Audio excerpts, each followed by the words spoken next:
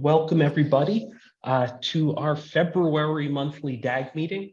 My name is Eli Storch. I'm the chair of the Design Advocacy Group. Welcome. When we're in person, we go around the room and introduce ourselves. So if you could put your name in your chat, in the chat, tell us a little about why you're here today. If you climbed a light pole on Sunday after the Eagles won, why don't you put your cross streets in the chat as well, so we can know who's climbing what where. So a couple announcements before we dive in.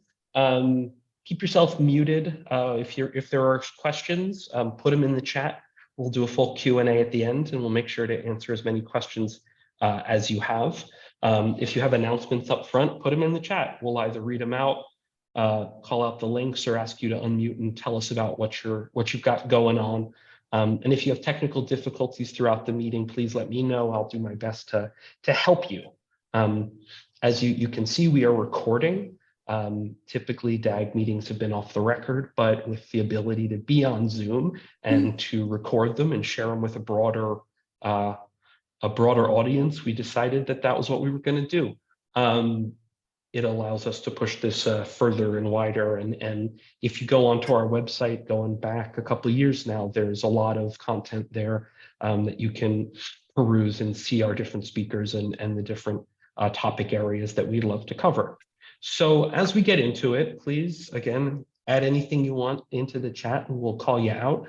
But a few advocacy items that we wanted to talk about. George, do you want to kick us off?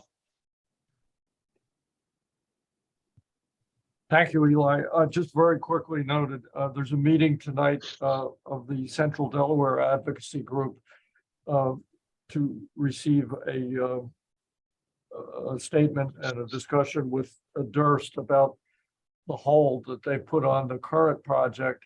And I think that discussion will extend possibly to their attitude toward the general Penn's Landing cover project, which is much bigger and on a much more extended time schedule. On that, should I go on then to the SEPTA? Yeah, that'd be great. Okay, two items on SEPTA. Leslie Richards, the director of SEPTA, has stated that the Roosevelt Boulevard subway is really not something they can pursue because they have no money to do so.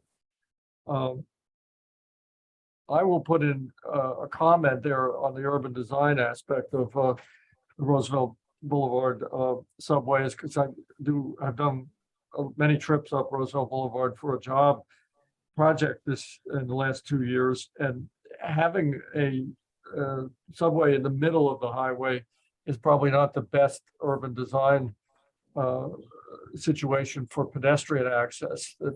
There's nothing, once the person would get out of the subway, they would have to walk across X lanes of traffic to a very low density neighborhood. It's a much more complex problem, I think, because you're not connecting a row house neighborhood anymore. You're connecting much lower densities, but that's an aside.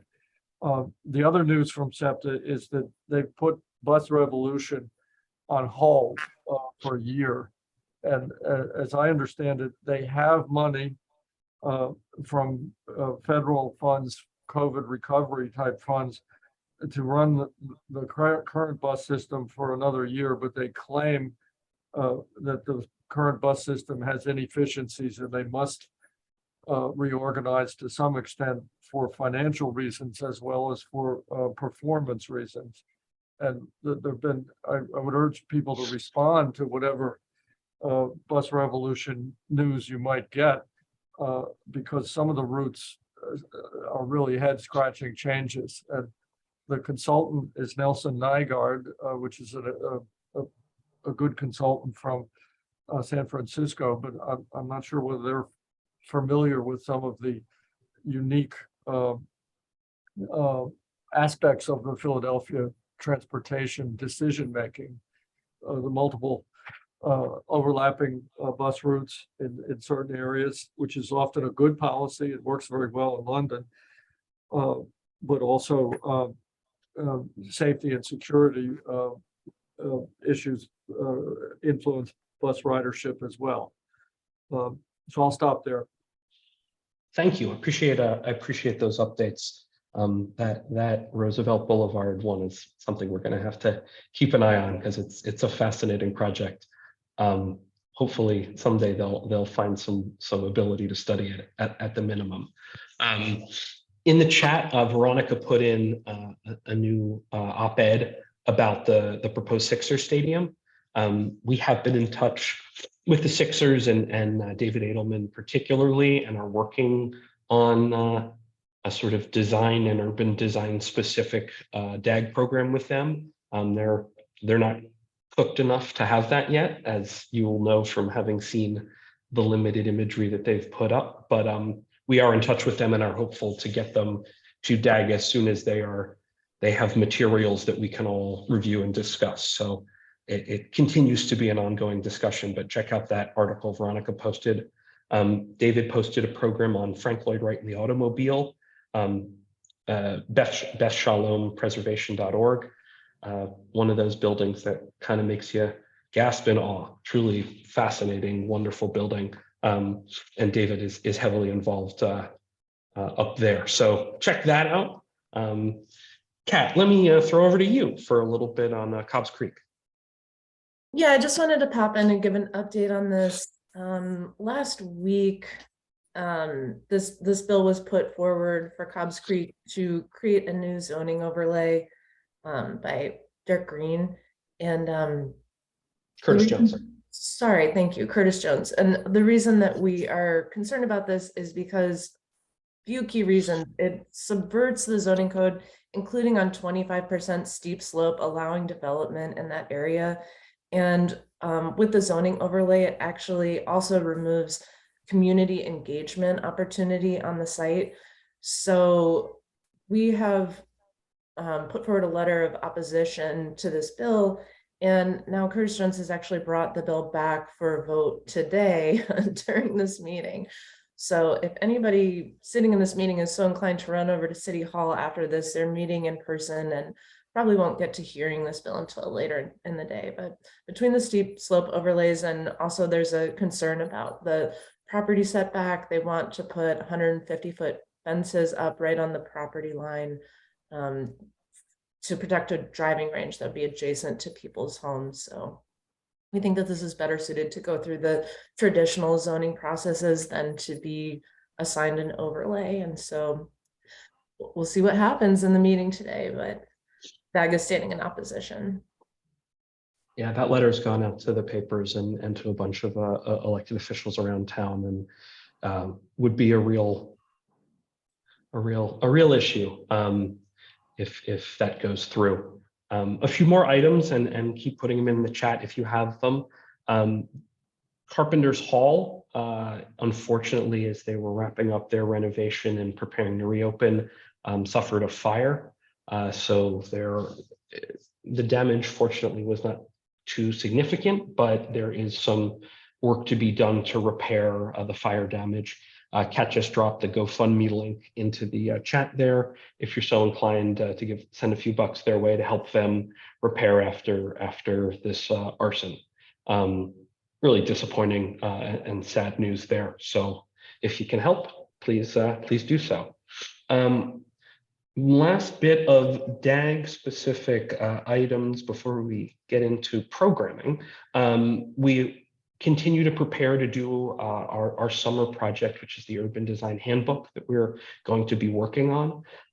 That will be internal to DAG. We're going to be working with some partners around town, and we are looking for more people who want to be involved in that. So I'm going to put a link in the chat right now that has information about that. Please, if you're interested, go check it out, read the prompt about what we're working on, and get in touch with us, and we will get you on a list. And when we're really into the deep planning stages in the spring, we'll contact everybody and keep you posted on that one.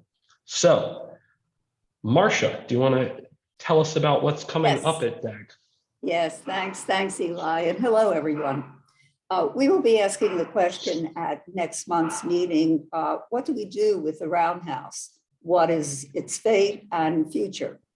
And while there are those who would like to preserve the building, to repurpose and reshape it to serve the community, there are others who prefer that it be demolished in order to build a new community of affordable and mixed income housing, or for commercial uses or other options. To encourage this discussion, the city has launched a report, Framing the Future of the Roundhouse. The report gathers a cross-section of views about the building, the site, and what should happen there. DAG has invited 3 leaders to discuss the alternatives, and they are Paul Stanke, who serves as Executive Director of the Preservation Alliance for Greater Philadelphia, Andy Toy, who was the Policy Director for the Philadelphia Association of Community Development Corporations, and Ian Litwin, who is the Project Manager of the city's Framing the Future of the Roundhouse.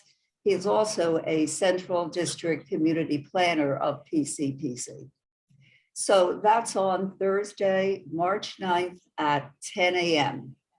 And then in April, Robert Thomas, a founding partner of Campbell Thomas and Company, will bring us up to date on the development of the 750-mile trail network of Greater Philadelphia.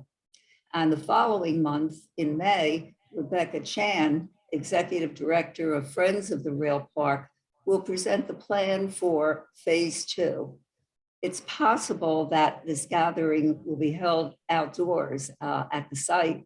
I personally would love that, so keep tuned. Eli? Thank you, and I wanted to acknowledge Ian, who has joined us today and waved when he was called out. Thank you for joining us, Ian, and we're looking forward to having you next month. So let's dive in today. There will be a Q&A. So again, if you have questions throughout, put them in the chat. We'll make sure to get to them all. I want to pass it over to a colleague on the steering committee and friend, Kat Kendon, who's going to introduce our speaker and moderate. So Kat, please take it away. Hi, everybody. You guys, I'm so excited about this presentation today. I think Isa is really looking at this interesting intersection. And as Eli said, definitely pop your questions in the chat. I know for myself and talking with her, so many questions came up. So I hope we have some time for a little bit of dialogue. So welcome to Isa Seglovich. She's a writer and educator studying intersections of art, craft, and politics. And her anti-authoritarian folk art history videos have amassed over 190,000 followers across social media platforms, which is where I came across her. And I wonder, Marcia, if you did too, because then shortly after I saw her stuff on TikTok, then she did a presentation at Craft Now, which is where Marcia and I ran into her and we're like, oh my gosh, she's got to come to DAG. So in 2021, she was included in an article in Architectural Digest on where to find the best interior design content on TikTok. She's a contributing author and TikTok correspondent for online art magazine Hyperallergic, and a professor of design history at Kean University and a faculty member of the New York Crit Club. So really excited to have her here. Kicking it to you, Isa. Thank you so much. Thanks so much, everybody, for having me. It is such a pleasure to be here. Thank you, Kat, for lovely and generous introduction. I am so delighted to be here to talk about one of my favorite things in the world, and what I know for a lot of you is probably one of your favorite things in the world too, which is architecture in Philadelphia and historic architecture in Philadelphia. And a couple a couple things about this historic architecture, a couple main important reasons to keep it around that we might not think about every day if we're not in danger of losing our home at any given moment. So again, we're going to be looking at a couple examples of these really old homes, this really incredibly precious asset that we have around the city, which is one of my absolute favorite things in the world. So it's a really special thing that we have in Philadelphia. And not only are these old homes really special to look at and hold so much incredible history, but they are, of course, homes for so many people. And we're going to talk a little bit about how how many of these homes are lived in, are owned by people that do not have the asset, they don't have the money to repair them and are in danger of losing them. So this is called making reparations, and the reparations, we could say that as a little bit of a double entendre in terms of reparations for the home as well as reparations for marginalized communities like Black communities. But as I thought this through a little bit, I'm now thinking that the reparations, that's not even a double entendre, it's just it's the one word. It's home repair as reparations itself. But first, let's get started. I am, as already mentioned, an enormous fan of Philadelphia residential architecture. I think it is an incredibly special thing that we have in the city. And I'm very, very happy to live in South Philadelphia, where a lot of folks that don't walk around here a lot, or maybe have driven through one time, think of South Philly, the buildings here, as very uniform, as kind of all blending together, maybe lots of boxes that are all very, very close together. But one of the most, as soon as you just start looking up at the sky, you can already tell that these buildings are actually incredibly unique. And one of the really, really defining factors are the cornices. I walk around South Philly probably every day, usually about half an hour, and end up coming home with lots of pictures of cornices, much to the chagrin of anybody that I'm walking with, because I have to stop every couple of blocks to take a picture of them. Cornice literally comes from the word crown. It quite literally is the crowning achievement of a building. It is what makes it unique. It's what makes it stand out. They come, of course, in many different forms, often usually in brick, and in what looks like wood, but is usually a kind of a steel, which is usually a metal material that again looks like wood, but is actually metal. What a lot of people who aren't familiar with preservation or building sciences don't know is that cornices are not purely decorative. They're not purely ornamental in the strictest sense of the term. They also have an incredibly practical purpose, which is to keep rain off of the side of the building. And as we know, especially for everybody, I believe probably almost everybody is calling in from Philly. This is an incredibly moist city. This is an incredibly rainy place. So cornices are even more important here than they are in many parts of the world, where we need to keep that rain off of the building. As the preservationists will be thinking about out there in your homes, the moisture is one of the main factors when thinking about the longevity, the lifespan of a building, to keep that moisture out of the frame, and to make sure that we don't have any water damage in the building.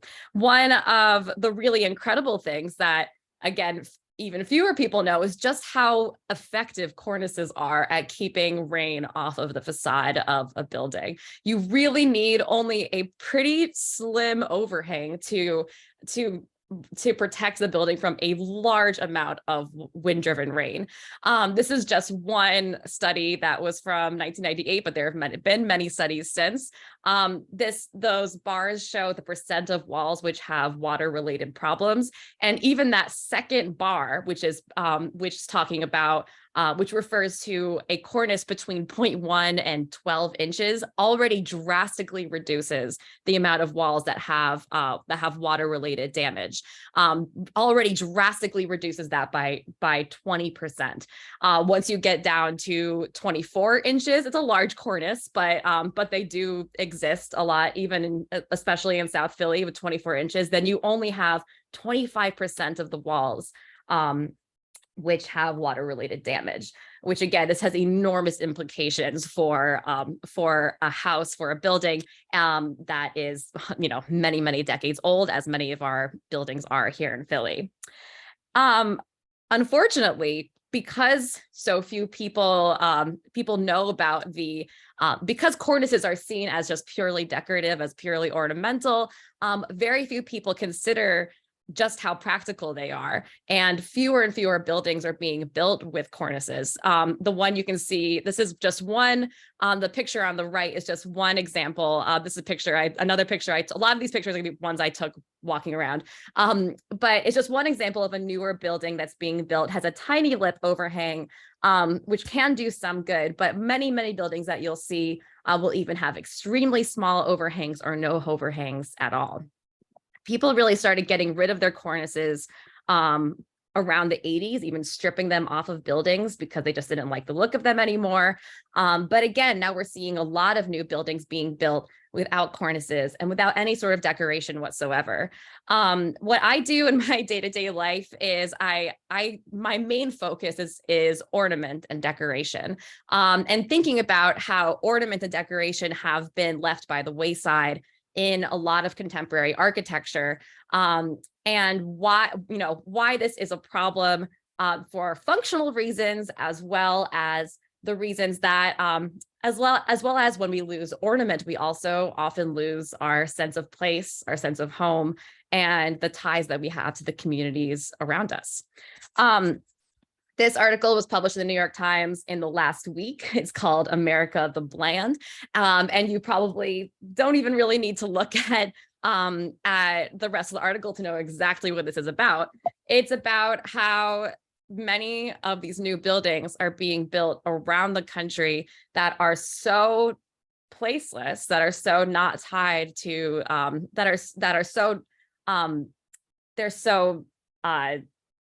they all look so much the same that you can't even tell which city they would be built in. So they have, which I thought was really fun, they had like quizzes throughout the article as, can you guess which of these buildings were built in whatever city? So if you want, you can take a second to guess before I move to the next slide to see which of these 3 buildings were built in Seattle.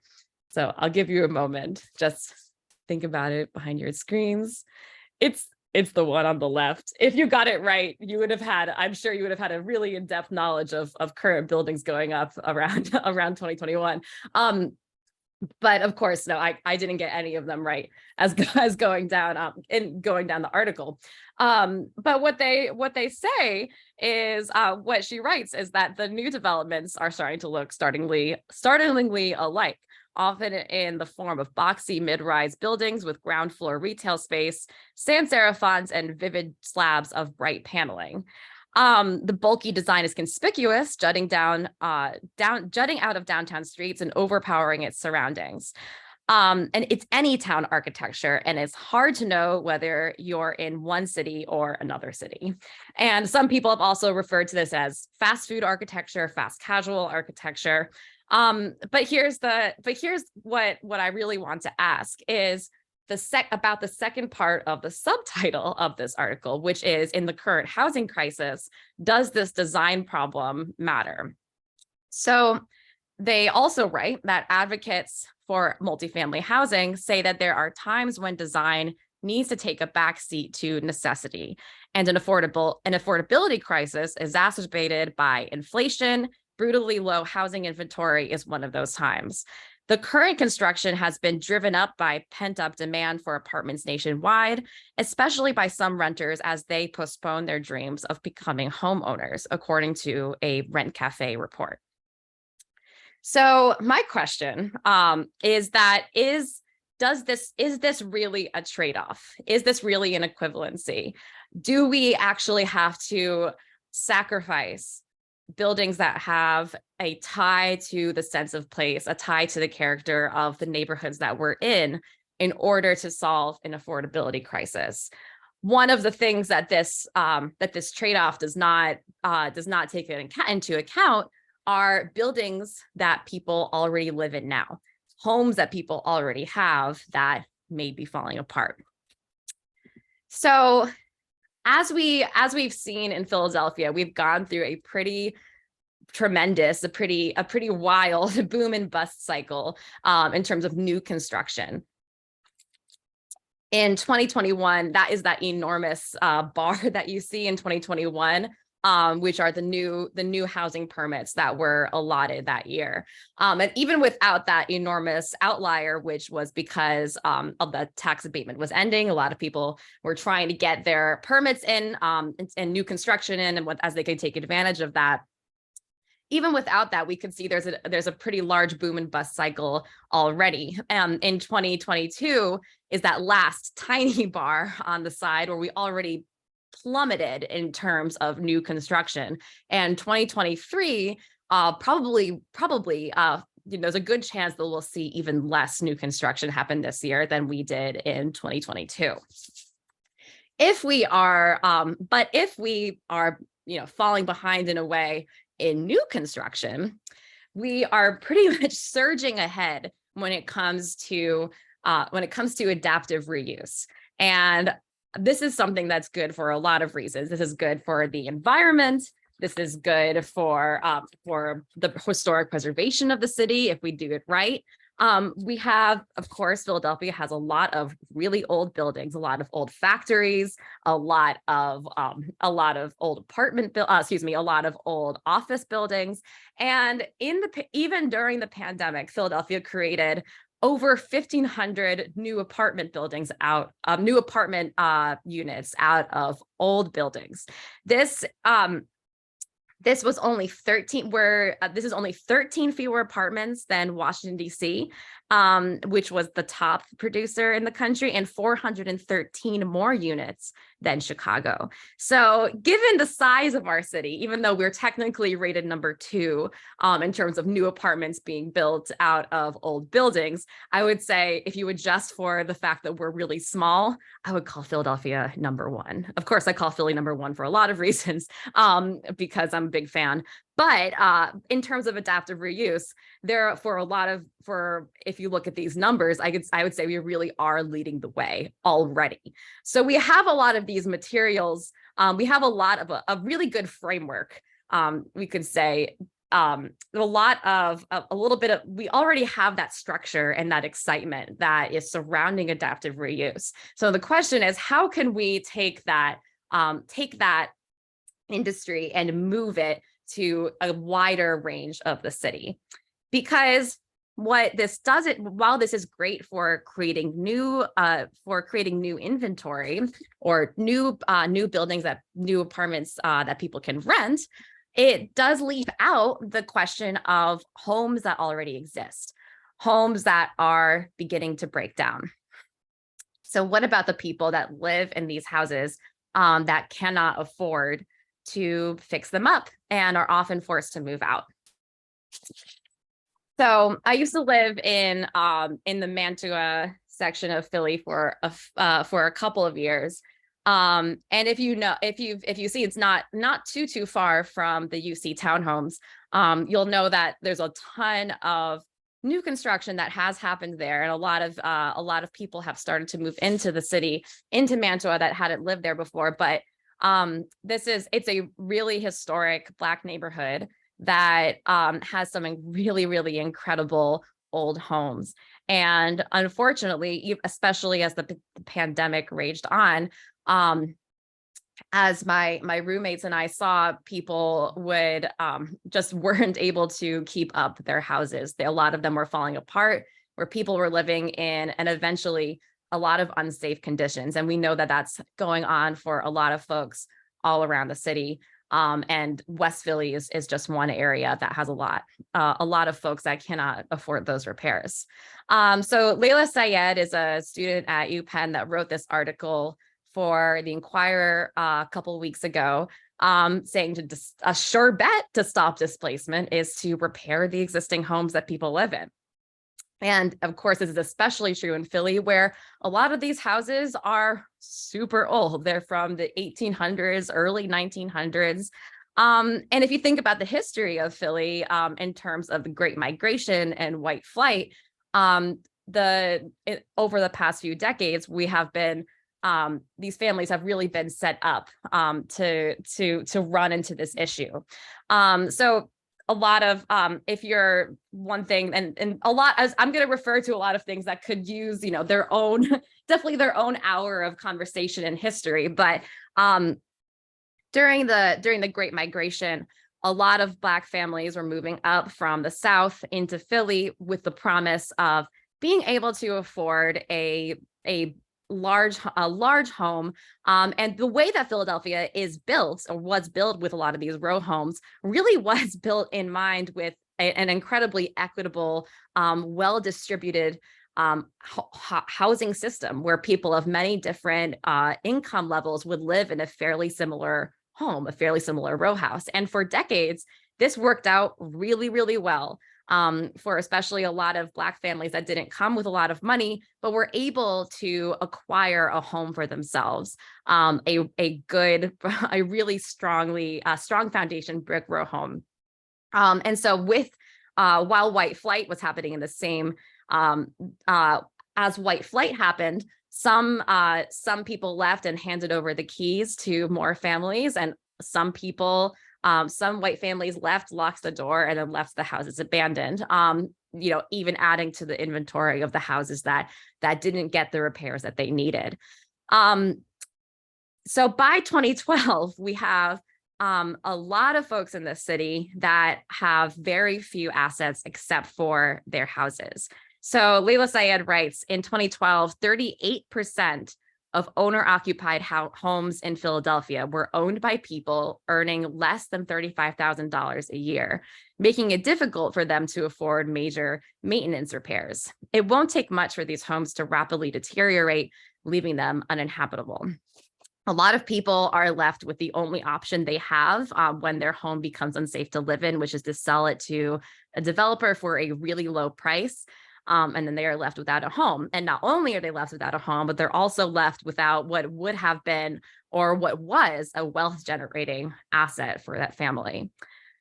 She also writes, it should be no surprise that this is a pretty grim statistic, by the way. Between 2010 and 2020, the Philadelphia metropolitan area lost nearly 1/4 of its low-income homeowners. So people are losing these homes at a really remarkably rapid rate. This is also not only is it leaving people without homes, but it's a really expensive problem for the city when we focus only on new construction in order to create new homes for low-income families. Between 2009 and 2011, Philadelphia, this is also Layla Syed writes, Philadelphia spent 87% of its subsidized housing dollars on new construction. In Philadelphia, it cost $300,000 to build a newly constructed single-family home, which requires a short-term loan of $200,000. That $200,000 could instead be used to renovate 14 to 30 existing homes, which would prevent blight and also reduce the need for Section 8 housing. As you might know, the wait list for Section 8 housing has finally opened applications have finally opened once again, for Section 8 housing. But if you're following the UC townhomes, and we'll reference the UC townhomes in a little bit, even if you get a Section 8 housing voucher, it can be either extremely difficult or sometimes impossible to find a landlord that will accept that voucher. And it can also be extremely difficult to find a house that has that is really safe to live in too, that is Section 8. So while these homes are disappearing, we're not only losing homes that people live in, we're losing beauty around the city, but also history. There's a lot of history that is, just uncharted, that is not paid enough attention to, or is not adequately put into the public record, that is being lost around the city as these homes disappear. Faye Anderson is a citizen preservationist who has done a lot of really great work on this issue, where especially Black history is kind of evaporating more and more every year as these homes are left to deteriorate, as these houses, these buildings are left to deteriorate. Just one example of a home that was demolished in the past couple of years is the Henry Minton House, which was where Frederick Douglass came, attended meetings there. It was a stop along the Underground Railroad, and there's been many other stops along the Underground Railroad that have been lost as these homes have been demolished. One high profile home is just one case study for a lot of other situations. And while nobody lives there, this is a very similar house to homes that a lot of people do live in, is the John Coltrane house. And even if you think about it, even a house that is incredibly high profile, this is an issue that a lot of people have been concerned about. Lots of great articles in the Inquirer. Even this house has been there. Even this has been an enormous struggle, an enormous fight to save the John Coltrane house. This incredibly legendary musician that we really are not in. This is really far from a safe bet that this house is going to be saved.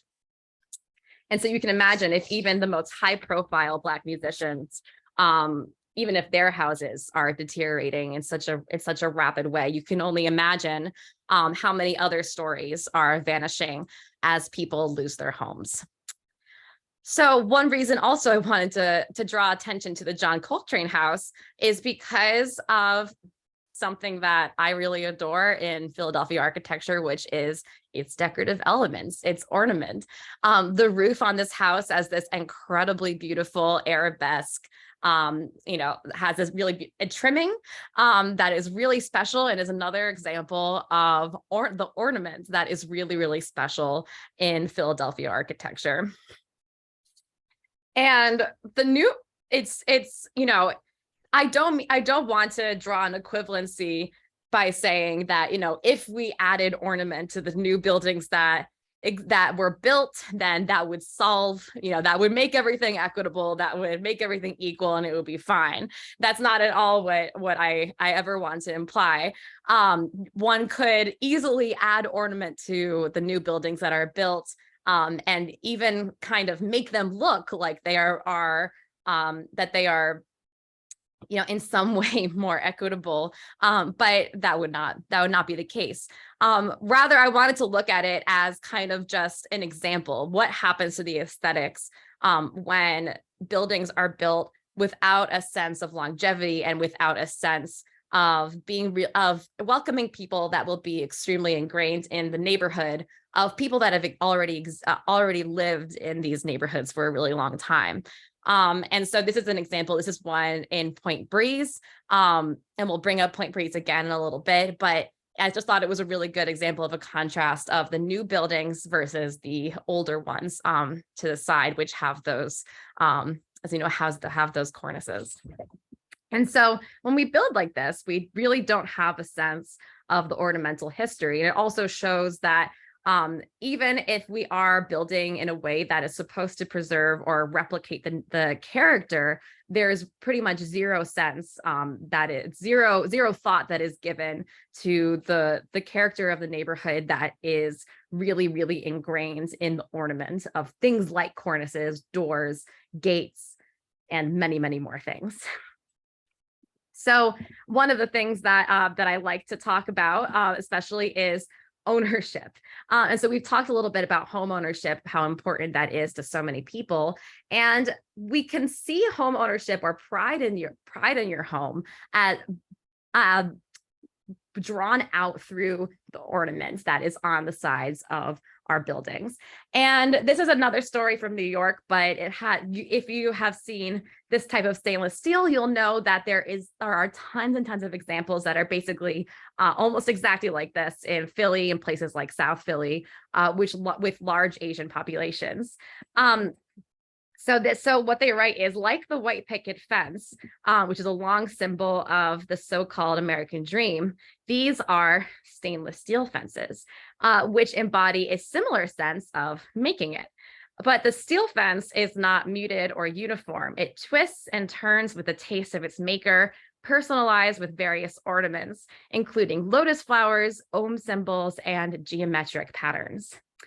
Whereas some people might be turned off by their flashiness, standing out is exactly the point.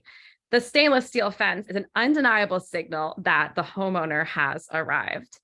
So one of the beautiful things about these fences is that they are personalized for the people that live in these homes. They are a personal statement of not just making it, but the fact that they own this house. Now, they are a large expense that people make in order to make that statement. And so what a lot of people misunderstand almost is that they are just there for security. But the decorations and the beauty that surround it also show that they are made by somebody who is deeply, deeply invested in owning that house, becoming a part of the neighborhood, and showing their pride in the fact that they have been there, that they are there, and that they have a culture that they are invested in having as a part of the fabric of the place that they live. And a lot of people, unfortunately, do not recognize the symbolic importance of the ornament that surrounds these stainless steel fences. And so when the New York Times, I was so excited as someone who studies ornament and ornamental history and knows, all of the exciting things that can happen because of it. A lot of people are turned off by ornament. A lot of people see it as something that is tacky, flashy, of the old world, and is just not something that we need to deal with anymore. So when the New York Times posted the story on their Instagram, unfortunately, the comments were extremely mean to these fences and to the people that built them and had so much pride in them. The comments had a lot of words like they're tacky, they're gaudy, they're flashy, they're tasteless, all of these things. And so one of the things that I study is, especially throughout contemporary architecture, how we've kind of been socialized to reject ornament, to see it as something that is extra, decadent, something for the lower classes, perhaps, and how we're socialized to think of something that's sleek and new as inherently better. Obviously, I don't think that is inherently better, and I think that there's a lot of important history and meaning value that is lost when we reject ornamental design and decoration. But again, I would love to, have this study or this article be replicated in Philly, because I wonder what the special Philly twist would be on this. But I know that there's, you can see when walking around, especially South Philly, pretty much almost identical stainless steel grates and doors that are built around here that are really beautiful. So moving up to Kensington, we have another example, the cobertizos of Kensington. So similar to the stainless steel gates and doors in South Philly and in Queens, we also see another form of gate that is in which translates to a bird cage. But when you might think that this is for extra protection and that these are for security measures, in fact, this is yet again an expression of pride, home ownership, and cultural and personal identity. So this type of porch actually directly comes from, these are the metal grates that are surrounding the porch and make it into another outdoor living space, actually directly comes from architecture in Puerto Rico. So one realtor in the neighborhood said that this appeals to her. Her parents went with this because it appealed to their desire for outdoor space and the traditional lifestyle of Puerto Rico. Her father would play guitar on the porch. Neighbors would sit out and watch their children play outside and allow families to use the outdoors in a way that they could not have with just a stoop or a patch of paved public sidewalk. But this architecture style actually even goes back further than Puerto Rico. And originally, architect and historian Ariel Vasquez, who lives in South Kensington, has studied the origins of these covered porches or cobertizos and actually traces the style back to Arabs and Moors who inhabited the Iberian Peninsula in the 8th century.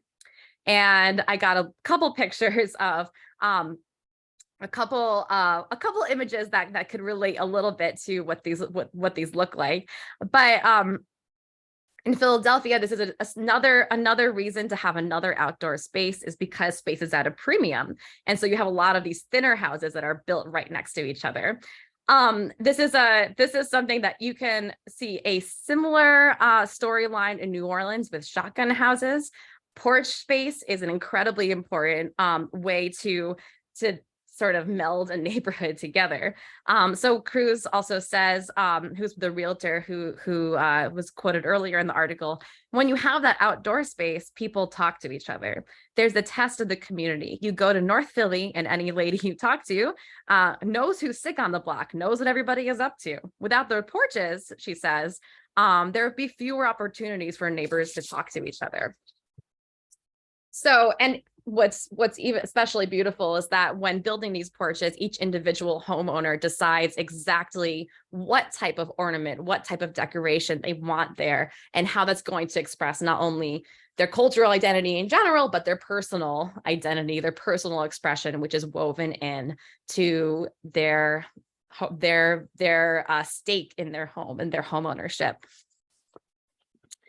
So there's no question that in recent years, the Philadelphia housing crisis has also been a story of gentrification.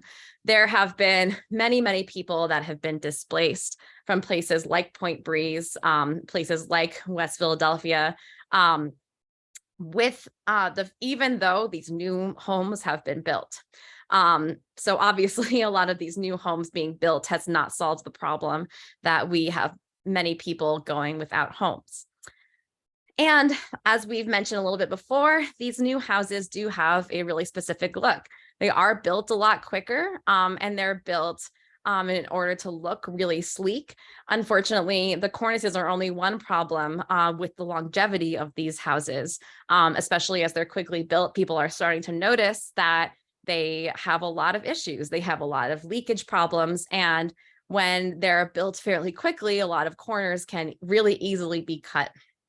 And so one of the worries that I know some of the preservationists probably have as well is that 30 years down the line, we're going to be left in the same problem with needing to do an enormous amount of home repairs, not even 30 years down the line, but people are seeing this even 2 or 3 years after they buy or start renting one of these houses.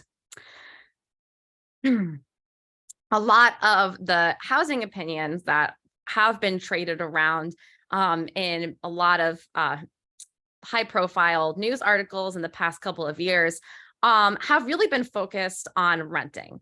All of the housing solutions that we're brought with, like that I mentioned at the very beginning in terms of building a lot of new units, are focused around the idea that people just want to rent. And so what we see a lot less of is support for people that already own homes or already live, even less support for people that already live in low income housing. As many of you will know, the UC townhomes, folks, that the 71 families that lived in these, what was supposed to be a stable, low income housing, were essentially that deal was taken out from underneath them. And there are now about 15 families left.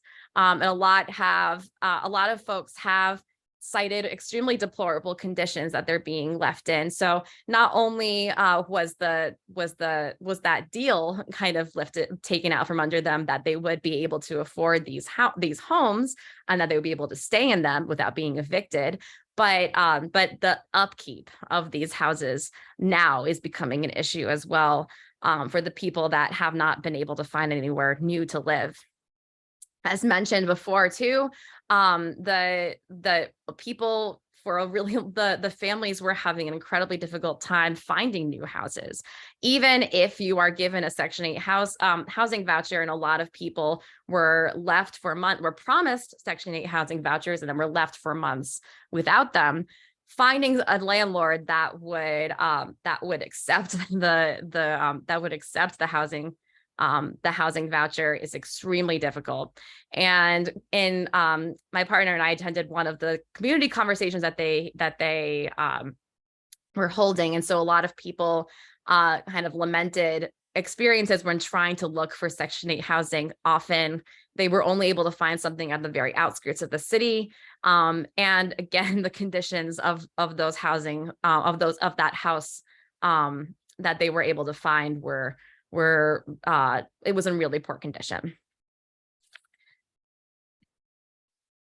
So we of course have a lot of other challenges when it comes to building new houses, but also when it comes to having a larger infrastructure to build up, to redo the old housing that we have.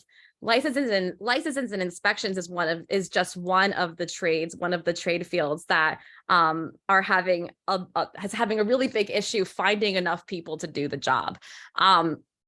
I highly recommend this article, which about how a third from Broken Philly, and how a third of the Philly's building inspectors have quit since 2019, and nobody has replaced them. Nobody has filled that gap. There are inspectors that have a responsibility of thousands and thousands of building units, especially in West Philly. There's only one person for literally thousands of home units. That is just, they literally have a backlog that's absolutely impossible to get through. Of course, you'll see in that article too, there's a lot of, there has been corruption that's surrounded giving out of permits or withholding permits. And again, this is just one example of a trade that does not have enough people currently working that are currently trained in that trade. So one of the things that they say is that that the job requirements for city inspectors was once tailored for building tradespeople. They have been open to anyone with an associate's degree in a related field. But one thing that's difficult is that these are also folks that are past sort of at the end stages of their career, and that are only actually making $51,000 when it comes to a job that's as demanding as this and that's as important as this. And if you're late in your career, that is really not enough to for a job like a building inspector. And so they have new programs that are trying to train more people, or they've been talking about inputting new programs to train new people into becoming building inspectors. But unfortunately, they're just those programs have not been lifted off the ground yet. And so there's been a lot of stalling in figuring out how we can get more people to take up the onus of inspecting our buildings and making sure that the construction and the adaptive reuse and the demolitions are at least safe for everybody in the city. And so there have been a lot of course, of community action that's brought a lot of alarm that to the situation where the construction is just simply not safe. And at the very least, it's just not safe, a lot of the new construction. But unfortunately, it doesn't seem like the city sometimes is taking that alarm into account when we still just don't have the infrastructure we need to make sure that everything that's being built is safe for everybody. Another thing that is challenging is that a lot of the conversations that are surrounding architecture, that are surrounding preservation, just simply aren't open enough for the community to come in. So there are a lot of great conversations that are happening around preservation and specifically in row houses, but unfortunately the community itself may not be present during these conversations. So this was an event that happened at the Weitzman School of Design a few months ago, which was about row houses, about preservation, all those really exciting things. Unfortunately, it was not publicized too much, and even more unfortunately, it cost $300 to get in the door. So So I wonder, how could the community have been present, and how could we have told the full story of these row houses without the people that live in them, without the people that have to live in the houses that just don't have enough repairs? Some good news is that we have programs in place. More and more programs are being put in place that hopefully can help solve the problem of all of these houses that are falling into disrepair. One of those, of course, is the Whole Homes Repair Act that was put in place. So we have now over $100 million that can be distributed. So the question is, how can we best use this new opportunity in addition to the other funding opportunities that we have, like the Basic Systems Repair Program, to repair as many of these homes as possible? Another barrier that can be for some people when applying to these programs is not having the proper title, not having the proper deed to show that they own the house and they are the primary caretaker. Happily, and I'm really hoping that this can help out a lot of people. And if it's, which is that Philadelphia has given out $6.7 million to legal aid, which can be a program that really helps people untangle their titles. So if they're living in houses where they have, improper titles, or just the deed that they just don't have the deed where they can show that they are the primary caretaker or the owner of the house. Philly now it's putting together a program where people can straighten out those titles, get the proper deed, and be able to apply for those programs where they can repair their homes. The other thing is that this city really is a seat of craft. This really is a seat of so much incredible, so many incredible craftspeople for decades. And it's really a kind of a world and at least a countrywide leader in craft, but also a world leader in craft. And so we see that today with a lot of great museums and programs, from Craft Now, the museum, the Fabric Museum Workshop, the Clay Studio, now formerly the Center for Art and Wood, which is, as of I think this week, the Museum for Art and Wood. I have a couple pictures here of one of my favorite craftspeople from Philly history, who's Samuel Yellen. He's a Jewish immigrant from Ukraine that made some of the most amazing wrought iron that's around the city. You can see it all over the place, even in downtown and Center City. And so we have this long history in all of these craftspeople that are available that this is a history that we can build up on. And I want to know, how can we best take advantage of the resources that we have, of all of the knowledge that is in the city to make repairs. And so we're going to ask that question. We're going to ask that question a little more in a second. One thing I just wanted to throw in there, if anybody, if you want to donate to immediately to any mutual aid program, that's really great. This is an excellent group called the Housing Reparations Group, which is a mutual aid network, which directly takes your donations and just gives it to people that are or gives it to repair people, or people that are just repairing their homes. So this is I highly recommend following along and checking out their stuff, but also just if you have a couple dollars lying around and you immediately want to donate to people that are really struggling to repair their homes, this is a great place to look. So I'm going to end with another cornice, because as we talked about before, these are not only incredibly beautiful, decorative, really special parts of our city, but they are really important to protecting the facades and ultimately the structure of the house themselves, the housing itself. And so one of the things is that even in all of those programs that we have, and anybody in the audience, feel free to correct me if I'm wrong, but I'm fairly sure there's little there's really nowhere you can go to get funding to repair your cornice. Cornices are too often seen as something that are kind of they're treated as just extra, as something that doesn't matter. But as we can see, they have enormous implications for the longevity of a building. And even the cornices that you do see repair, you can see a lot of vinyl that covers them up. And if that's done well, that is just as good as these old cornices for sure. But if you're somebody that might want to keep on that beautiful ornament of their house, there are even fewer people that have the skills and the resources to fix the ornament that I'm sure a lot of us do want to keep if we can. So this is my my question for the audience, and for just folks in general. You know, as designers, historians, advocates, residents, renters, homeowners, Philadelphians, you know, people around the country, maybe, what roles can we play in making reparations? What can we do to keep these houses to keep these houses up, to keep to help people keep their own homes, to keep our own homes?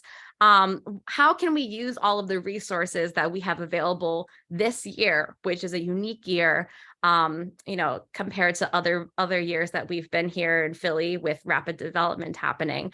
What can we do with, how can we encourage people to go into craft? How can we encourage crafters to take up the mantle and perhaps go into building restoration? How can we help people that want to go into building restoration, you know, go that path? There's lots of different questions surrounding it, but more than anything, you know, just how can we come together to preserve our city and preserve the incredible amount of home ownership, and maybe create even some more home ownership for people that really need homes.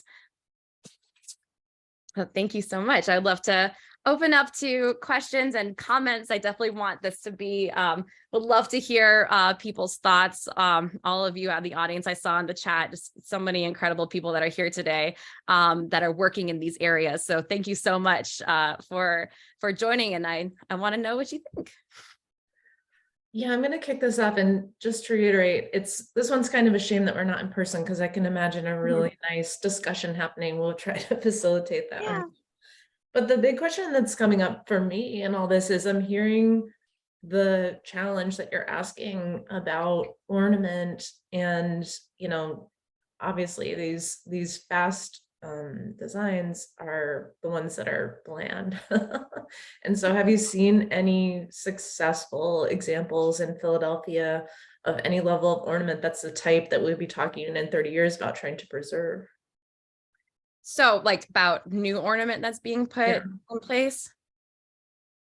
Oh my gosh, I'm gonna feel bad if I'm wrong, but I have to say no.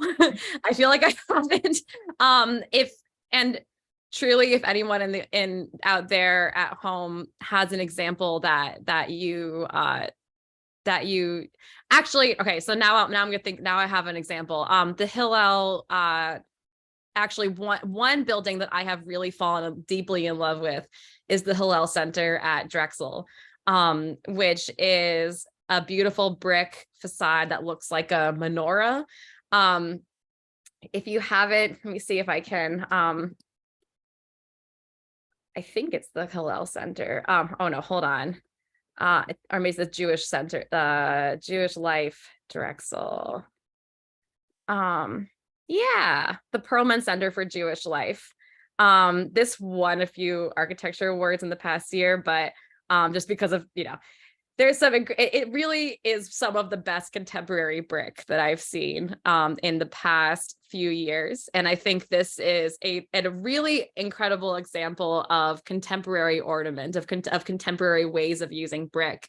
Of course, we're seeing very, very few buildings going up with brick itself. And even the ones that are going up usually are really, really minimal, really smooth, and are not, the brick is purely a facade. The center of the building is made with something usually like OSB wood, that kind of thing. But I think that this is an example of a pretty incredible version of contemporary ornament that's really unique, that we don't find many places. Unfortunately, this was exorbitantly expensive to build because it's so specialized. And so one of the questions that I have in general is how can we kind of lower the opportunity cost of creating handcrafted buildings, not in a way that we can have fewer, the craftspeople making less, but that we just have more, we can find more craftspeople. Because one of the issues is that even if you have the money to build something out of brick or to repair your cornice, it's often really hard to find the people that have the skills to do it, or who can fill that, who can do the job. It's funny to think about this project and then compare it back to your cooperativas, and where people are trying to maintain their property, not realizing that they shouldn't seal these materials in a plastic paint. Just imagine in the future this covered in plastic paint. So yeah, like pointing to a lot of your questions about resources and how to let the homeowner be a participant in the preservation. Yeah.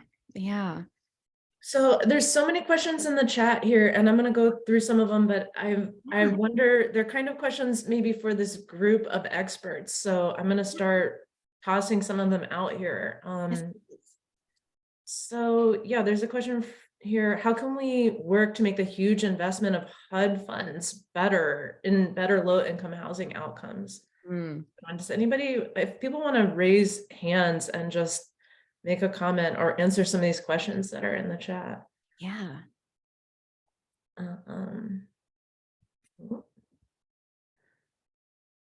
Let's see, I'm going to read this one out loud from Bruce.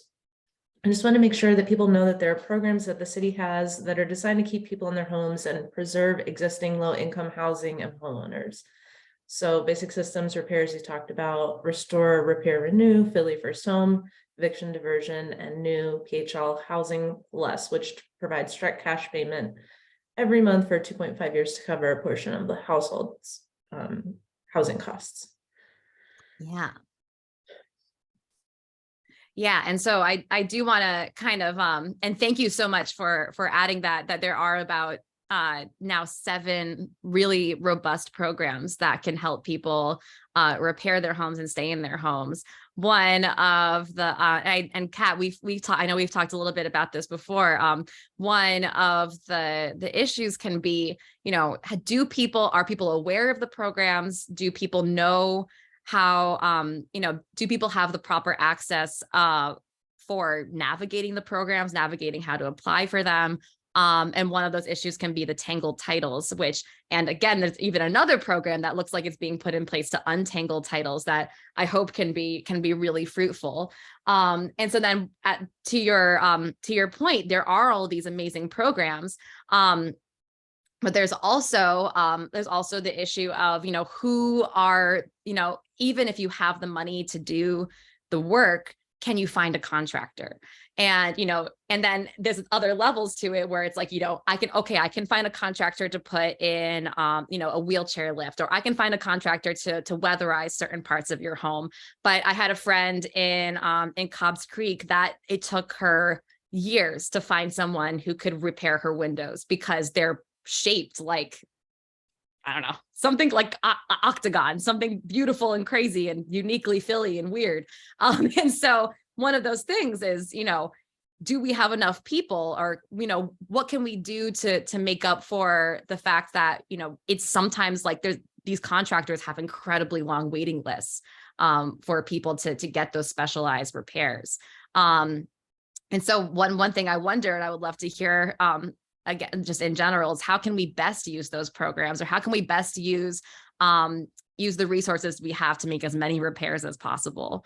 And I would love to see every one of those last dollars, used and to fix as many things as possible.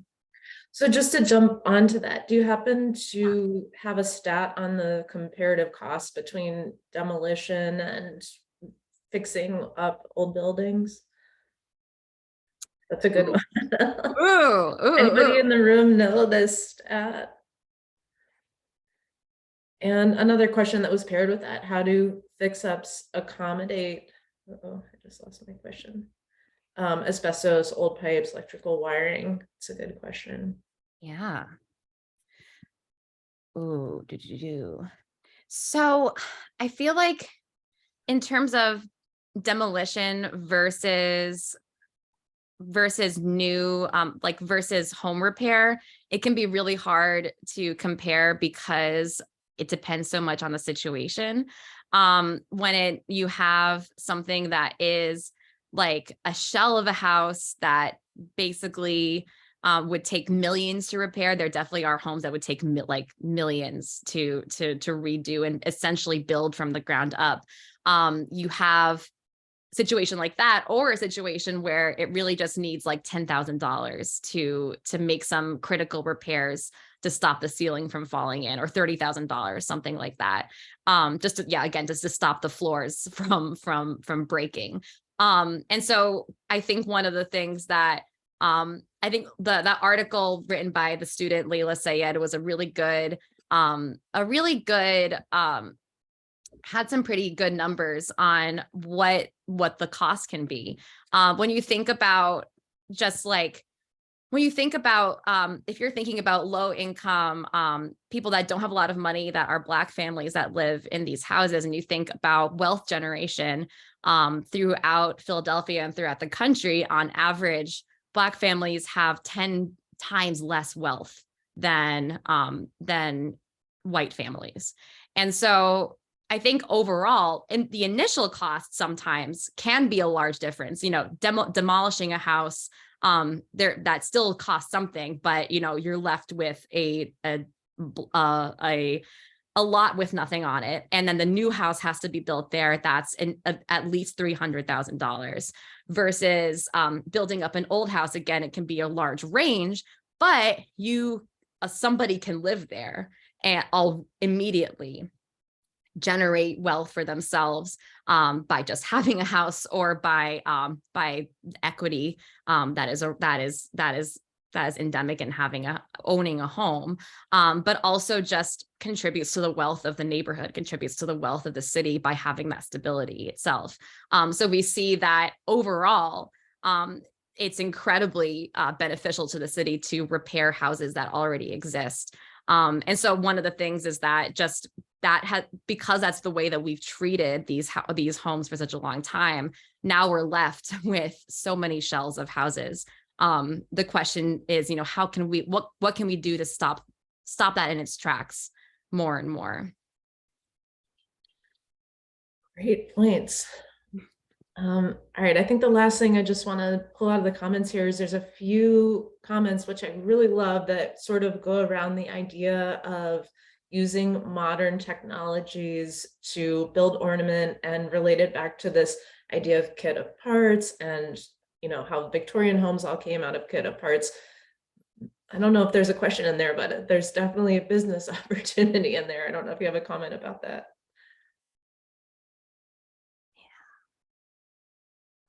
All right, if anybody else has a question, this is a great time to raise your hand or throw it in the chat. I think we've covered a lot of ground here today. As somebody pointed out, there's so many intertwining issues on this topic, and it's just so interwoven. All right, go ahead, Catherine. You can unmute. Hi. I just wanted to go back to your question at the end. I wanted to hear what you thought about, how can we do better in addressing reparations and gentrification? It seems like we have a lot of architects on here that, are concerned about this issue about how can we create kind of like a block or to advocate for better practices and listening to the community. Yeah. What do you think? Oh, thanks so much. I think one of the things that, and this is something I want to talk about with many more architects and many more preservationists, which is a couple of things. So one is, where is the intersection between architecture and preservation, and why have we treated a lot of the time those two fields as so separate? Why is the architecture field so almost entirely about new construction and the preservation field. Like, why isn't there more crosstalk between the two? And I think that is just one example of something that can be enormously beneficial. The other thing is when it comes to, and I know a lot of folks in the crowd are definitely familiar with this topic, but when it comes to community conversation around architecture or around new buildings, how can we, I think it ends up being an issue where, we think of, having community conversation amount to, a few meetings and some input from the community. But what would it mean to kind of just really reform the way that we think about building new buildings? What would it mean to have the community be the architects almost? And one of the reasons that I love the examples of wrought iron and where wrought iron is because, or those commissioned stainless steel or the cobertizos, is because in a large way, the homeowners there are taking on the role of being the architect of the place that they live. And they are really, really designing exactly how they want it, a place that they own and is completely in line with something that they with themselves. And so one of the things that I work on, my partner and I both work on, is how art and aesthetics can really can be a message, or can show like what is happening in that community, what are the values that are there. And so that's one of the other things that I love about the ornament around the city and these old homes, is that these old homes were built to last for a really long time, and were built by people that were incredibly invested to live in these neighborhoods. And so one of the things that is really troubling about new home building or new houses that are built, especially in the US, is that the timeline on them is about often 30 years. 30 years is seen as average. 30 years is seen as an acceptable timeline for a house. And 30 years often really actually is quite a long timeline compared to a lot of the houses that are built. Often we see problems after 2 or 3 years with the way that shoddy construction can happen. And so one of the things that I do in general is I research white supremacy in architecture, and especially through ornament and through modern architecture and design. I study particularly how ornament was erased by figures like Adolf Loos in order to enact things like the international style, which are seen as something that is universal, but is actually kind of the ideals of the Western white male. And one thing I want to kind of hone in on, and because I get a lot of comments sometimes that, oh, that's just the zeitgeist of the time, that we're talking about this right now. We're not going to be interested in this in a year from now. But it's still going to be relevant a year from now. We're still going to have this built environment. And so one of the things I think I see is like, not, kind of an approach when we think about quote unquote problematic architects from history is, well, how do we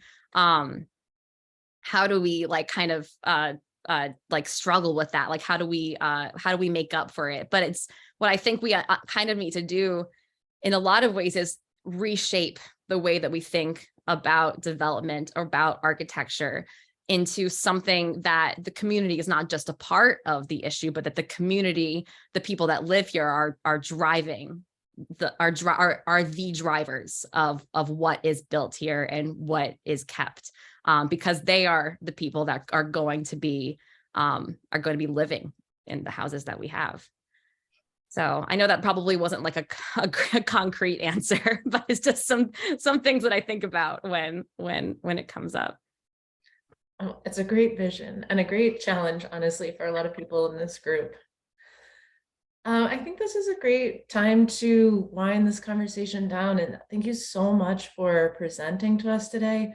I would really encourage everybody in this group to look up Isa. You want to share your handles on various platforms? And somebody, Rob Plaffman, I think you shared this about cornice repair, that you were working with some students on cornice fabrication with CNC. And so I thought that was so super cool. So I pulled that up from the